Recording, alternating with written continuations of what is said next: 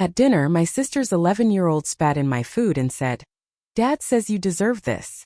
I picked up my bag and walked out. That night, my brother messaged, "You're not welcome anymore." I answered, "Neither is my money payments end tomorrow." 12 hours later, he was screaming. My brother's 11-year-old kid leaned over at dinner, spit straight into my plate and told me, "Dad says you earned that," so I picked up my bag, stood up without saying a word and walked out. Later that night, my brother Mike sent me a text saying I wasn't welcome anymore. And I shot back that my money wasn't welcome either and that the payments would stop in the morning. 12 hours after that, he was screaming. And it hit me that an 11-year-old ruining my dinner wasn't even close to the most unbelievable part of that day. Mike and his wife Laura were throwing a big deal party for their 15th wedding anniversary. And they made sure nobody missed it with balloons everywhere, catered food that probably cost a fortune, and custom napkins stamped with their initials. The kind of over-the-top stuff people do when they're trying hard to sell the idea that life is perfect. I didn't want to go, but I went anyway because I always do, and because Mike is my brother, and whether I like it or not, our lives have been tangled together for years, mostly because of the business.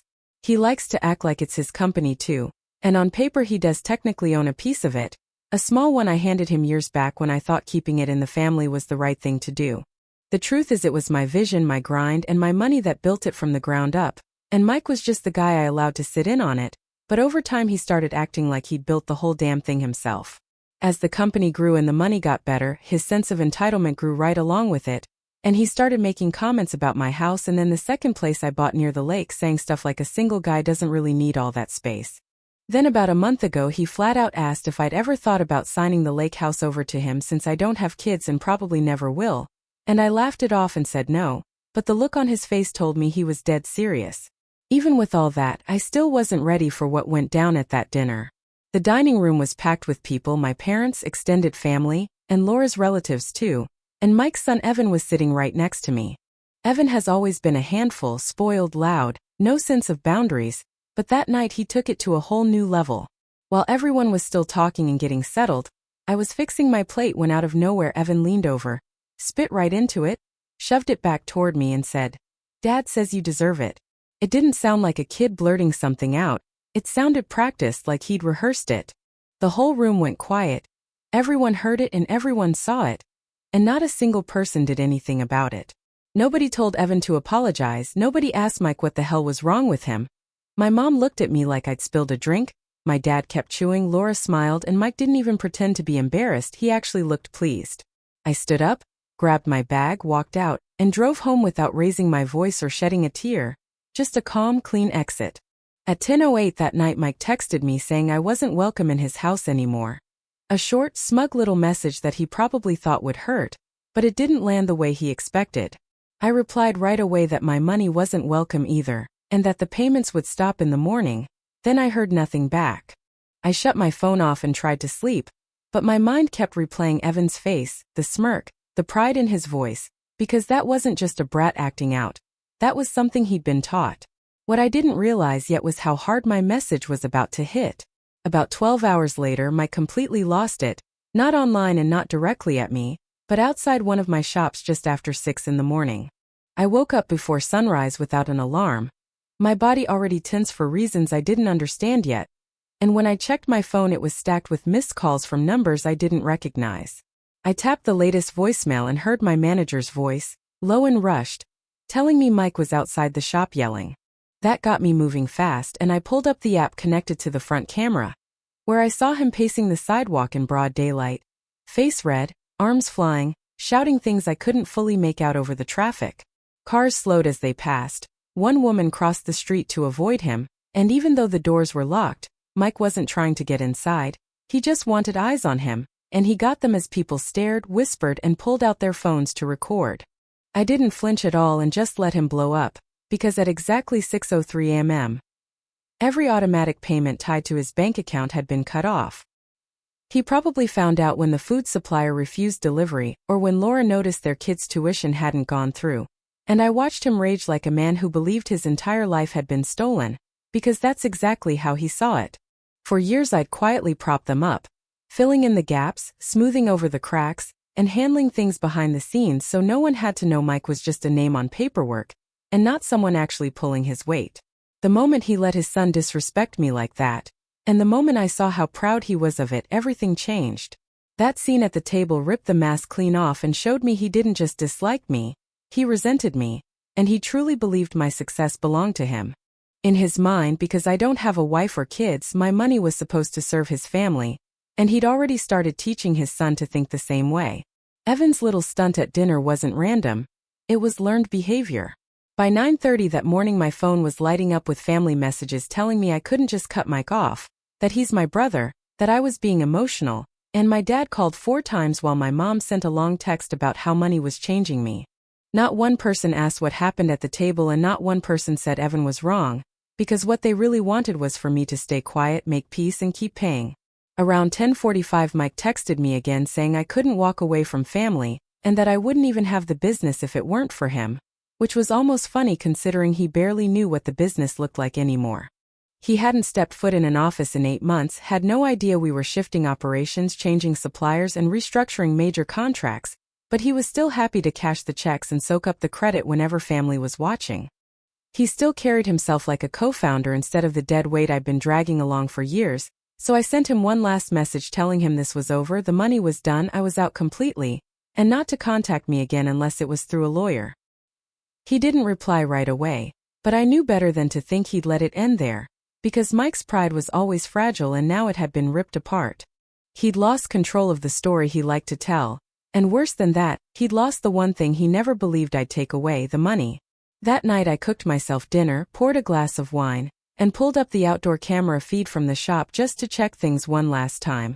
And everything looked calm with a quiet street, the closed sign up and the lights off.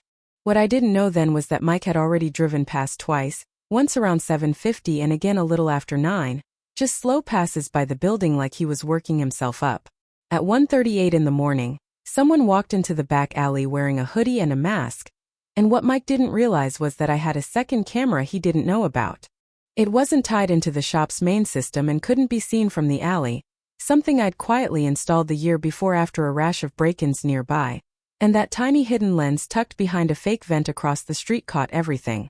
It even caught the moment he pulled the mask off, glanced around, and walked away just as smoke began to rise behind him. At 2:04 a.m. my phone rang with a calm voice from the security company telling me there was a fire alarm triggered at the back entrance of my downtown shop, and even though they sounded routine, I bolted upright in bed like I'd been hit. They said the fire department was already on the way. And I didn't waste time with questions, just pulled on jeans, grabbed my coat, and was out the door in under 5 minutes without even brushing my hair. When I reached the street, red and blue lights were already washing over the buildings, smoke drifting lazily from the back of the store even though the fire was out. There were 2 fire trucks for firefighters, and a few neighbors standing around wide-eyed in coats and slippers, and thanks to the sprinklers and the fast response the damage was limited to scorched boxes, charred walls in the back hallway, and the heavy smell of smoke soaked into everything. But that wasn't the point because someone had tried to burn the place down. The back door had been forced open, an accelerant had been used, and firefighters found lighter fluid residue and an empty bottle nearby, making it clear this was deliberate arson. While they explained it, my mind was already somewhere else because I didn't need to ask who did it. I waited until I got home before pulling up the hidden camera feed, the one nobody knew existed, mounted inside an old vent casing on the building across the alley and installed privately after those earlier break-ins. At 1:38 a.m. the footage showed a figure in a hoodie, mask, and gloves carrying a bag and moving quickly, clearly aware of blind spots, which told me this wasn't random at all. Then came the moment that mattered when he stopped near the dumpster, glanced around and pulled the mask down for just a second, maybe for air or maybe because he thought no one could see him there. But I saw him clearly, Mike, my own brother. His face lit by the faint glow of the security light over the back exit as he stood there staring at the ground like he was weighing something in his head. He pulled the mask back up, walked away, and smoke started rising behind him. Within 30 minutes I was at the police station, not waiting for morning, not calling anyone, and not sending warnings, just going straight there. The officer on duty watched the footage without much reaction, rewound it, watched it again, and then asked if I wanted to press charges, and I told him yes without hesitation. He didn't ask why my brother would do this, probably because he could already see this wasn't a sudden mistake or a heat of the moment thing, but years of quiet resentment finally turning physical. I gave them everything, copies of the video, timestamps, and a full statement, and they told me a warrant would be issued in the morning. Mike didn't even make it that far because by 11:10 a.m. he was in handcuffs, picked up at home without shouting or drama, just a quiet arrest in front of his wife Laura and their kids. Laura texted me around noon asking what the hell I was doing and reminding me he was my brother, and I didn't respond. By 2 in the afternoon the rest of the family knew, cousins, uncles, my parents, and that's when the calls started.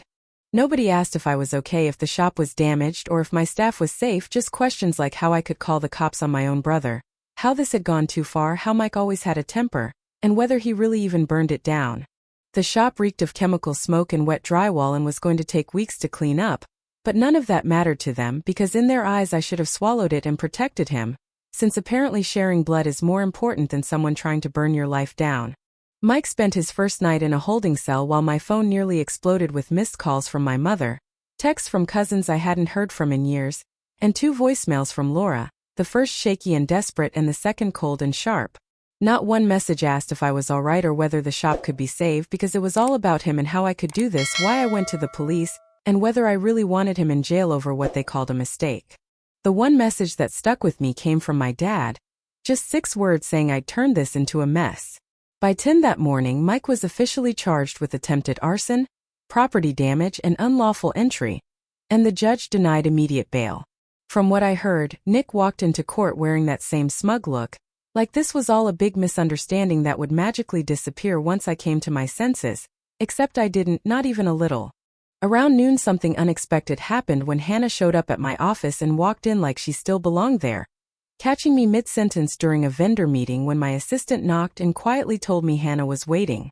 She looked exhausted, not mad, just drained, like someone who hadn't slept and was now stuck cleaning up a mess she never thought would get this bad. She didn't say hello or ask how I was, just went straight to saying, "Monica, please, we need to talk." So I stepped out with her into the hallway. She never mentioned the dinner, never brought up Carter, and didn't say a word about the fact that I'd watched her husband on camera trying to burn down my business. Instead she told me they were in serious financial trouble, that Nick was unraveling, that this wasn't who he really was, and that the kids were starting to ask questions. She said it would destroy them if I didn't drop the charges, and what hit me hardest was when she quietly suggested maybe I could undo it privately, saying I'd already made my point. That's when it finally clicked for me that she still didn't understand at all, because this was never about money, revenge, or embarrassing the family. It was about a very clear line that had been crossed. I told her exactly what I told the police, that I wanted full legal action and there would be no deals or compromises, and she walked away without saying goodbye, her heels echoing down the hall as she left. The real surprise came later that night when my lawyer called sounding uneasy and told me he'd been contacted by another attorney, not Nick's and not Hannah's, but one my parents had hired. They weren't suing yet, but they wanted to talk about options involving Nick's stake in the company, and I didn't need an explanation to know what was going on. Nick had been feeding them lies for months, telling them I was unstable, that I planned to sell the business out from under the family, that I was manipulating finances and cutting him out unfairly, and now that he was sitting in a cell facing arson charges, my parents were scrambling to protect their image. They wanted me to make it all go away, drop the charges, send Nick to therapy, rebuild trust, and they even floated the idea of a financial settlement where I'd pay him to walk away quietly, which was insulting on a level I didn't even have words for.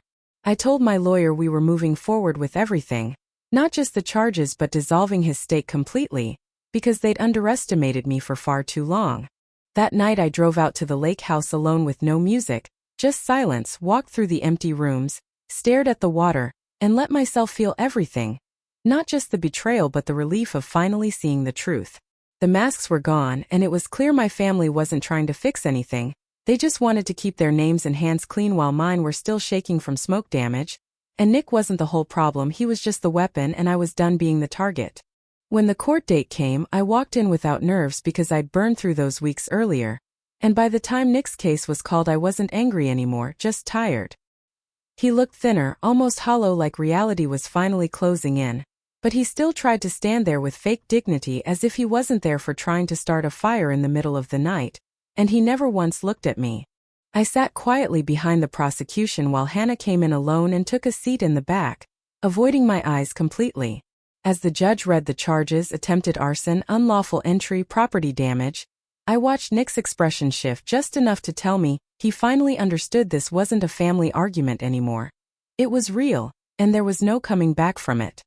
His lawyer talked about stress and family conflict and called it an emotional lapse, but the video didn't lie because it was clear, deliberate, and planned, and when Nick pled guilty, probably thinking it would earn him sympathy, the judge gave him exactly what the prosecutor asked for: 3 months in county jail, full restitution, and a restraining order keeping him 200 feet away from me, my homes, and my businesses. As the gavel came down, I realized something important. He wasn't sorry, he was just trapped. When I left the courthouse, my phone lit up nonstop with messages from family members who'd been silent the entire time. Not to support me, but to tell me I'd gone too far, and that I should have handled it privately because he's my brother.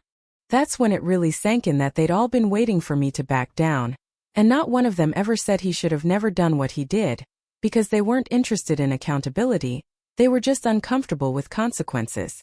Later that night, I got a message from one of Nick's old friends who told me Nick had been telling people the business was rightfully his, and that I stole it from him years ago. And I didn't bother responding, just added it to the growing pile of lies he'd been spreading. Even locked up, he was still rewriting the story to make himself the victim. 2 weeks later, the restitution check came through for a little over $8,000. Enough to cover cleanup, but not the income we lost during the shutdown. And I donated every dollar of it anonymously to a fire safety education program for public schools. A week after that, my lawyer filed the last of the paperwork, and Nick's name was officially removed from the company. No stake, no percentage, no say, completely and permanently out. Then something happened that I honestly never saw coming. My father showed up at my door. I hadn't seen him face to face since that night at the dinner, and when I opened the door, he looked older somehow, smaller, like the ground under him wasn't steady anymore. And he asked if we could talk.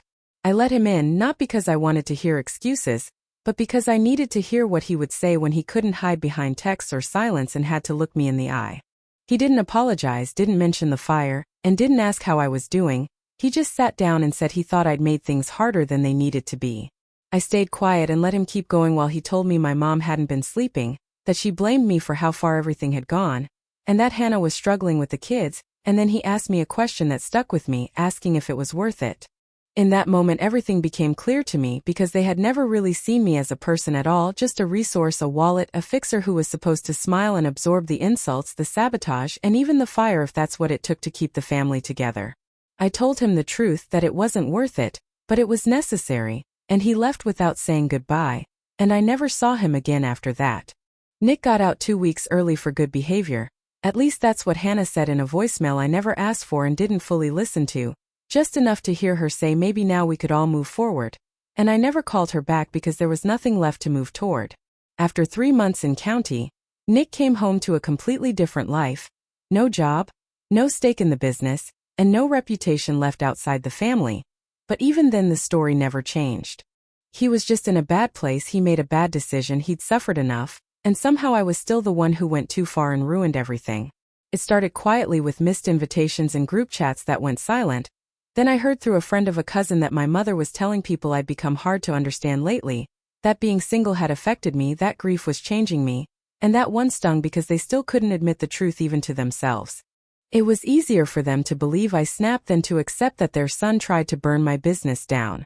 Holidays passed without a word, no Thanksgiving invite, no Christmas call. And when I sent a gift to my niece, not Carter, I never even got a thank you, and eventually I stopped trying.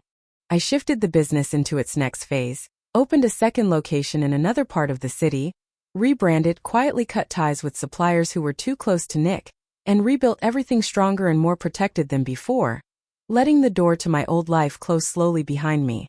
Then a few weeks ago, something unexpected happened when one of Nick's old friends, a guy named Travis who helped with back-end work in the early days, reached out and said he'd found something while cleaning out an old laptop. He told me Nick had sent him a folder years ago filled with financial records, private emails, and altered contracts with timestamps that didn't line up, and it wasn't just venting or talk, it was proof Nick had been planning to push me out of the company long before the dinner and long before the fire. The story he fed my parents about me planning to sell the company behind his back was something he'd actually forged fake email drafts to support, and he'd been setting it up months before Carter ever spat in my plate. This wasn't impulsive or emotional, it was calculated, and I realized I'd only known half of it the whole time. I sent everything to my attorney, not to sue, but to document it and lock it away in a folder labeled just in case, and doing that cleared the last bit of doubt in my head. For a long time, even after everything, I still wondered if I'd gone too far, or if there was a version of this story where I could have kept my family, but now I knew that version never existed. I didn't lose my family because I changed. I lost them because I refused to keep playing the role they wrote for me. The one who paid without question, never said no, and smiled through every insult while calling it love. Nick can tell whatever version of the story he wants, twist it, soften it, or flip it around, but the real truth lives in court records, security footage, and the scorched back door of a shop he tried to burn down. As for me, I'm rebuilding. The business is stronger than it's ever been. My team is loyal and tight, and I'm planning a third location next year out of state for a real fresh start. My family has made their position clear through every silence, every avoided call, and every passive-aggressive message, all of it saying they won't stand with me if it means standing against him, so I stopped waiting for them to understand. You don't need people who only love you when you're convenient. You need people who stand with you when you pull the fire alarm, not when you sit quietly in the smoke. I lost my family, but I gained peace. And here's the update. Last week I hosted a soft opening for the new shop, the third location out of state. Nothing fancy, no press, just my team and a few locals who supported us from the beginning, and it was calm and simple with no speeches or drama. For the first time in a long while I looked around and didn't feel like anything was missing, no fake smiles, no quiet tension, just people who were there because they wanted to be, not because they felt entitled to what I built. My staff surprised me with a framed photo from the reopening of the first store after the fire, with a quote printed underneath that said she didn't burn the bridge, she rebuilt the world on the other side, and I didn't cry in front of them, but I hung it in my new office the very next day right above my desk. Some endings don't come with noise or applause or validation from the people you once begged to understand you. Some endings are just quiet mornings in a place you built yourself surrounded by people who respect it, and that's where I am now, still standing, still building, and finally free.